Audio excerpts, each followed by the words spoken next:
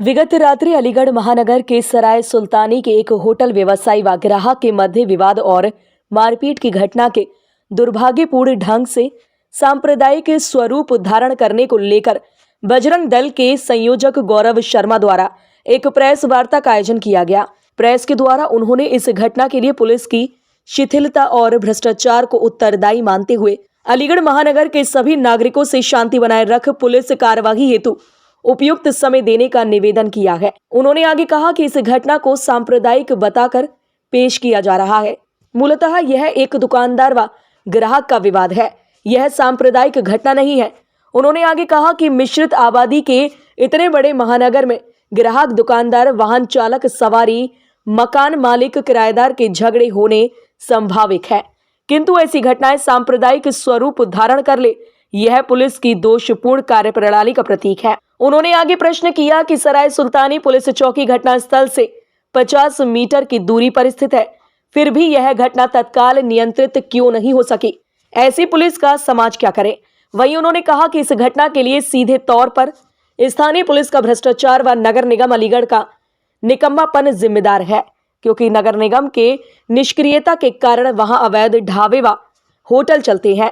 गौरव शर्मा ने व्यथित होकर कहा कि यह अत्यंत निराशाजनक है कि अलीगढ़ जैसे संवेदनशील शहर में पुलिस अधिकारियों का आचरण व्यवहार शहर की मनोदशा व सांप्रदायिक इतिहास के अनुकूल नहीं है।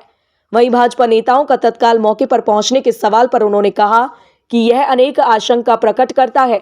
इससे पूर्व की अनेक घटनाओं में, जिसमें एक ई रिक्शा वाले के गायब होने वाला हंगामा हो अथवा कचौड़ी वाले के हाथों मारे गए 2 मुस्लिम युवकों का मामला हो अथवा 3 मंदिरों की मूर्तियां टूटने का, कभी भाजपा नेता मौके पर नहीं पहुंचे, तो अब क्यों पहुंचे? जब उनकी सरकार है तो सत्ता पक्ष के नेताओं को घटनास्थल से दूरी बनाकर चलना चाहिए। और अगर पहुंचे भी हैं तो उन्होंने क्या किया? उन्होंने प्रश्न किया कि क्या इस घटना में अभी तक किसी अभियुक्त की गिरफ्तारी वह करा पाए? प्रेस वार्ता के दौरान शेखर शर्मा, रितेश वर्मा, राहुल देव, अजय सिंह, मोनू पंडित, रमाकांत आदि उपस्थित रहे। कल जो सुल्तान की सराय पर झगड़ा हुआ है उस संबंध में हमारी प्रेस है, और यह केवल एक दुकानदार और एक ग्राहक का झगड़ा था, लेकिन केवल पुलिस की शिथिलता के कारण इस झगड़े को सांप्रदायिक रूप मिल गया।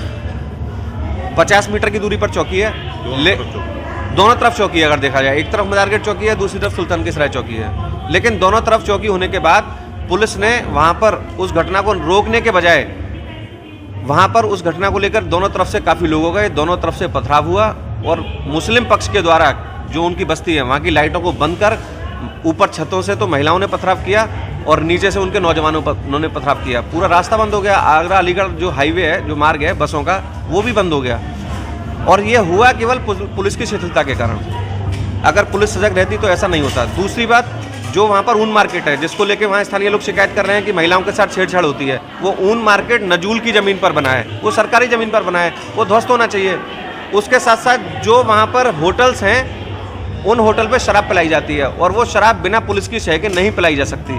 पुलिस सवाल उठता है यार कि हमेशा उस जगह पर दंगा ही क्यों होता है? इस प्रकार की जो सामने जो आती है वहीं क्यों होता है? आखिर बहुत सारी जगह हैं। देखिए, विशेष समुदाय के लोग 56 देशों में रहते हैं, और 56 देशों में जहां हिंदू नहीं है, ये वहां भी चैन से नहीं रहते। ये राक्षसी प्रवृत्ति के लोग हैं, इनको तो दंगा फसाद लड़ाई झगड़ा करना ही है।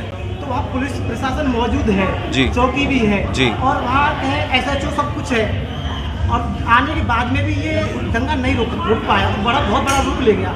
2 लोगों की बात थी, 2 लोगों के बाद में इतना बड़ा रूप कैसे लिया?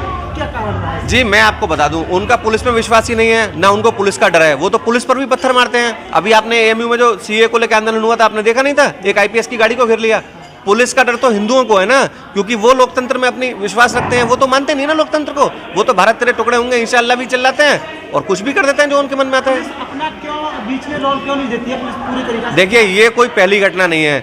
CA आंदोलन में इतने सारे मुकदमे लिखे गए। मैं आपसे पूछना चाहता हूँ, कितने लोग इन्होंने गिरफ्तार किए? अभी AMU में रिसेंटली जो मामला हुआ, उसमें मुकदमा लिखा गया, क्या गिरफ्तारी हुई? नहीं हुई, क्योंकि विशेष समुदाय के प्रति तुष्टीकरण का जो काम है पहले तो प्रशासन करता है और उसके बाद राजनीतिक लोग करते हैं। जैसा कि कल आपने देखा कि कल उस घटना के दौरान भाजपा के बहुत सारे नेता वहां पर आ गए। मैं पूछना चाहता हूं, आपकी सरकार है, योगी जी आपके हैं, आप वहाँ किस लिए गए थे? आपको तो ऐसी जगह से बचना चाहिए। और अगर आप गए थे तो आपने वहाँ पर क्या किया? आपके जाने से कोई फायदा हुआ क्या? जो पीड़ित परिवार है उसको न्याय आज तक मिला?